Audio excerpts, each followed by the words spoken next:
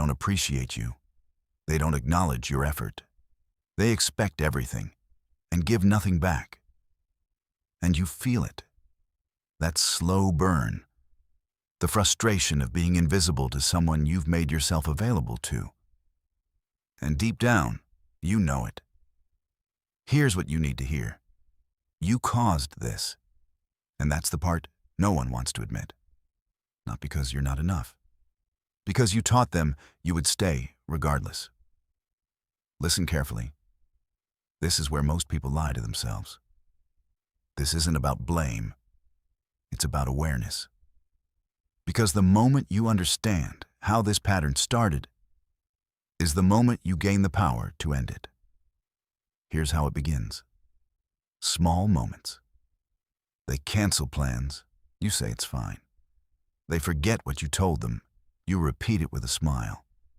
They show up late. You adjust. They take without asking. You give anyway.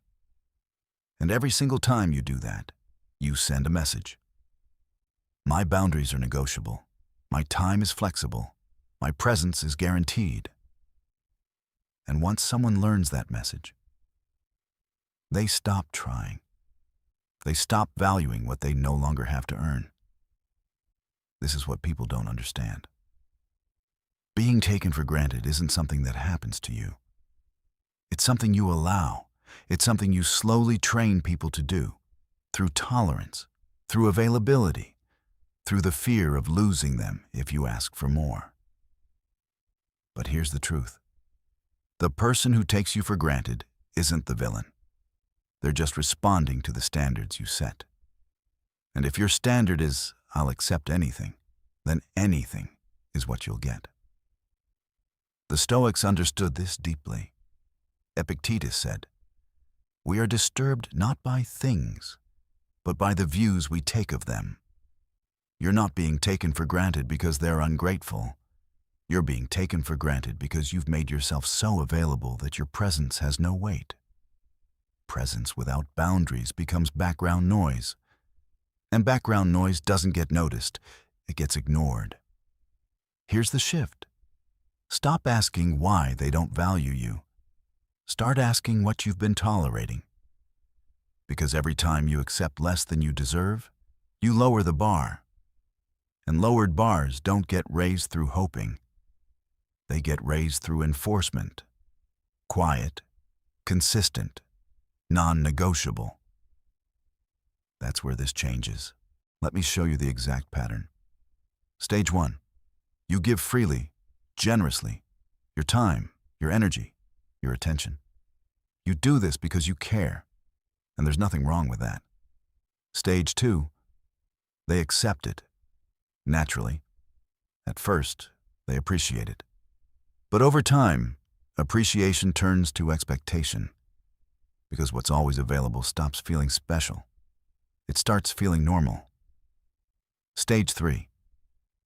You notice the shift, and this is the moment most people panic. They stop saying thank you. They stop making effort. They stop showing up the way you show up, and you feel it, like quiet resentment building. Stage 4. You try harder. This is the trap. They think, if I give more, they'll finally see my value. So you double down. More texts, more availability, more bending. And it doesn't work. Because the problem isn't that you're not giving enough. The problem is you're giving without requiring reciprocity.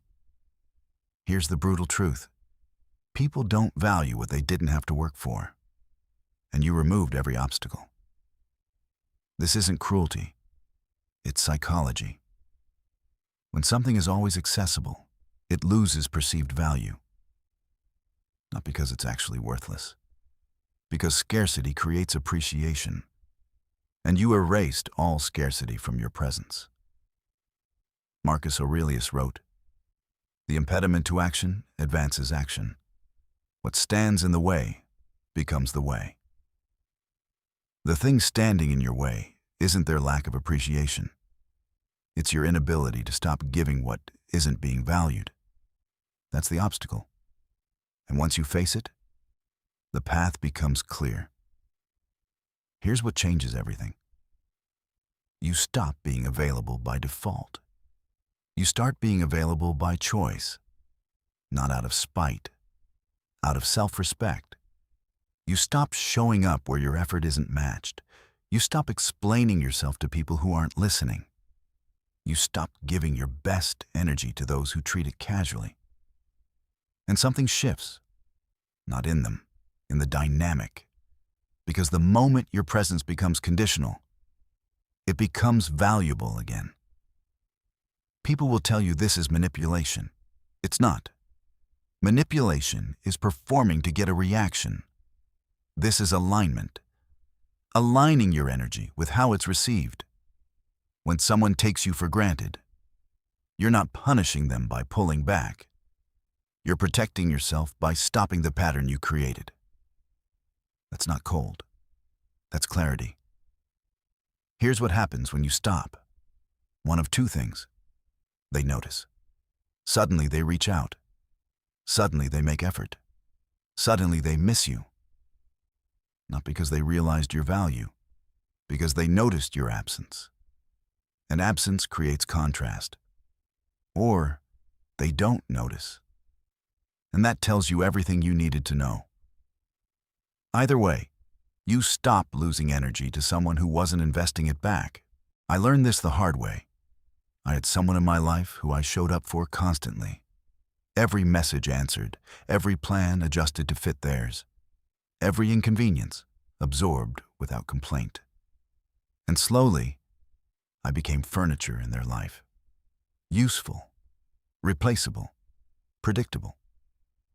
I kept telling myself, they're just busy. They'll see it eventually. They didn't, because I never gave them a reason to. My presence was guaranteed. So why would they work to keep it? The day I stopped answering immediately, stopped adjusting my schedule, stopped being endlessly flexible, everything changed. Not because I became cold, because I started respecting my own time the way I'd been respecting theirs. And respect is contagious. But so is self-neglect. The moment you respect yourself, others start mirroring it. Here's what the Stoics knew. You teach people how to treat you every day, in small decisions, not through speeches, through boundaries. When you tolerate being taken for granted, you train people to take you for granted.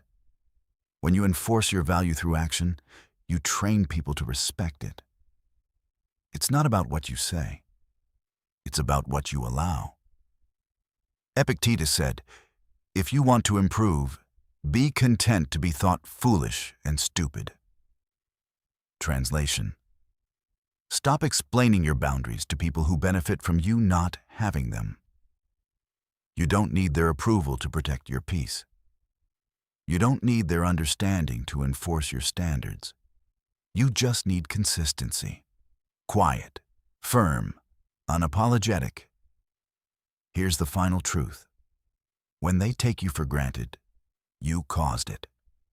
Not because you're weak. Because you made yourself too easy to access and too hard to lose. That combination kills value. You gave without requiring reciprocity. You stayed without requiring respect. You tolerated what you should have addressed. And all of that, every single piece, can be undone. Not through confrontation, through recalibration. Stop being available to people who don't value your presence. Stop giving energy to those who don't return it. Stop staying in spaces where you're treated as optional, not out of anger, out of alignment. Because your energy is finite, and wasting it on people who don't appreciate it is a choice you're making. Make a different one. The moment you stop tolerating being taken for granted is the moment you stop teaching people that they can. Some will adjust. Some will leave. Both outcomes protect you. Because the people who adjust were always capable of respect. They just needed you to require it. And the people who leave, they were only there because it was easy, not because it mattered. When they take you for granted, you caused it. But you can also end it. Through boundaries. Through consistency. Through the quiet refusal to accept what you no longer tolerate. That shift. That's where everything changes. Not because they change, because you do. And your energy stops being a given. It becomes a choice. Access should never be automatic. And choices, they command respect. Always.